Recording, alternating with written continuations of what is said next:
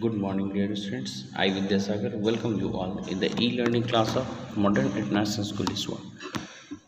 Dear students, I am going to start subject Geography of Standard 7, and this is on the topic different mode of transport.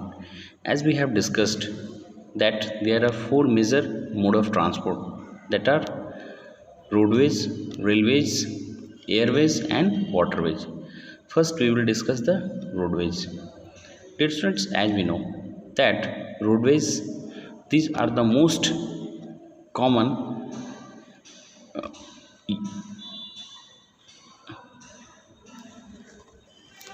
common media through which peoples they can travel from one place to another place. It means road are very common to us. It means wherever we will see, we will found the roads. So basically roads are also classified on two types.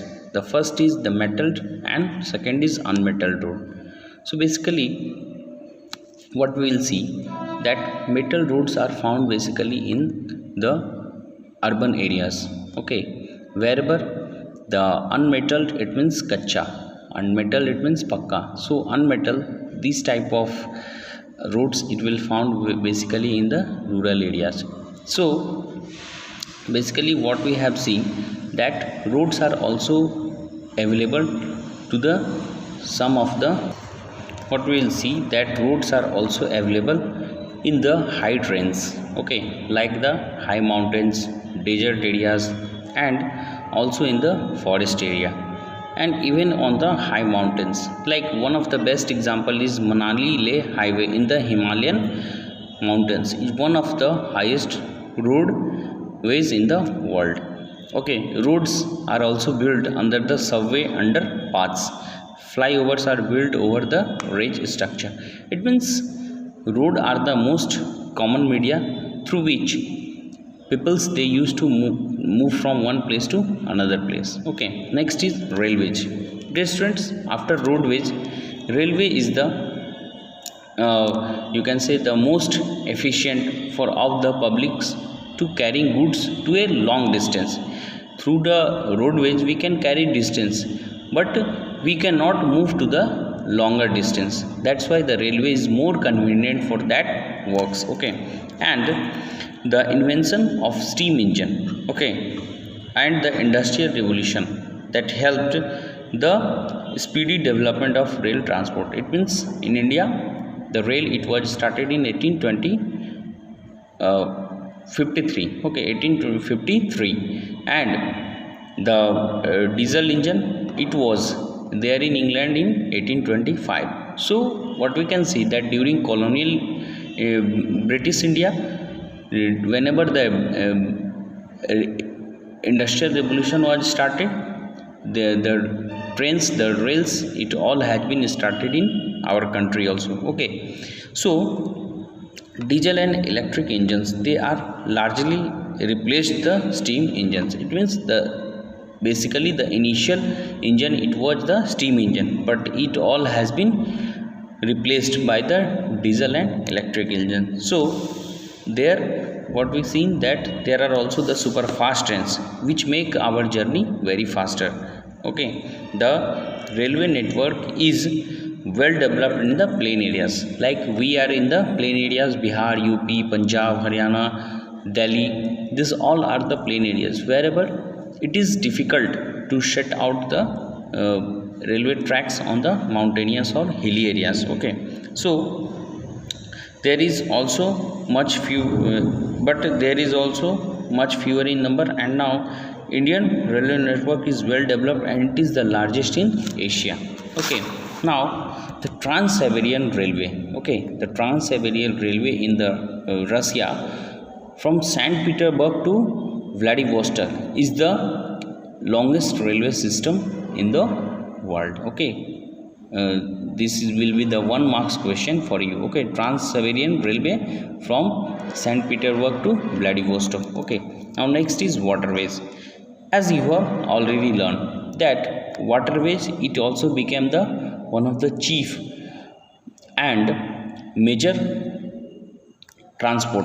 Okay, now what we can see that waterways are carrying out the cheapest and heavy and bulky goods over long distance. It means those things which have to be not in hurry. It means if the goods it will take time to reach at the destination, then it will no problem.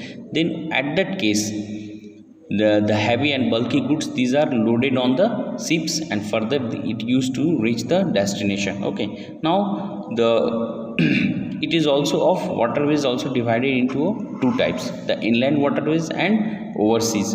So inland waterways, it means those which in within the country, okay, that is inland waterways, like the Ganga Brahmaputra river system, the Great Lakes in North America and the River Nile in Africa. It means these are within the countries. Wherever the overseas water system, these are basically considered with that those system in which the one country export their goods with the help of the cargoes to the another countries. It means एक देश से दूसरे देश तक वो अपना सामान जो है वो भेजते हैं, और हैवी सामान. It means slowly those cargoes they used to move to the other countries. Okay, like the different ports in the world are Singapore and Mumbai in Asia, like the New York and Los Angeles in North America and Rio de Janeiro in South America, Durban, Cape Town in Africa and Sydney in Australia. These all are the international ports in the world. Next is about airways. So airways is the fastest means of transport, but it is too much expensive that each and everyone doesn't have access to the airways, and airways are also difficult on the bad weathers, okay, like the fog and storms. So the only mode of transport to reach the remote and distance areas, it means where the train is not accessible, where the roads are not available, so that there at those places only the airways works well. As helicopters, these are extremely useful in more inaccessible areas, okay, at the time of calamities, यानी कि आपदा के समय जो है helicopters वो लोगों को बचाने में जो है ये बहुत ही काम आते हैं. ठीक है. So distributing food, water, clothes, medicine, it means आपदा के समय राहत सामग्री बांटते हैं, उनको लोगों को बचाते हैं. इस समय हेलीकॉप्टर्स जो है बहुत काम आते हैं. Sir important airports like the Delhi, Mumbai, New Delhi, London, Paris, Frankfurt, Cairo, है ना, like these are the airports in India and all over the world. Now next is communication. So communication is the medium through which one person convey their message to another person. Okay, and as the human they have developed the technology, this communication have been developed.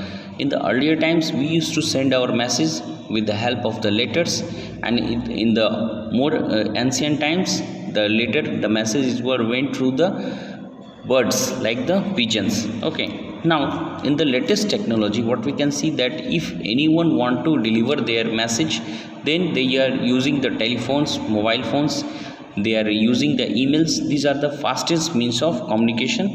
Okay, so in this topic there is mass media. Mass media is the medium through which one person can attain a large number of people at the same time, that is known as mass media. So with the help of the television, radio, with the help of newspaper, a person it can spread the message to the mass media, यानी कि एक ही साथ बहुत सारे लोगों को किसी सूचना को पहुंचाना, that is considered as mass media. Okay, now this type of mass media is specially used for the disasters now and any of the calamities or any of the pandemic like the coronavirus, है ना. So what we have seen here that any of such difficulties are there, then all the peoples they are being addressed by the mass media. Okay dear students, read the paragraph and keep watching. Thank you.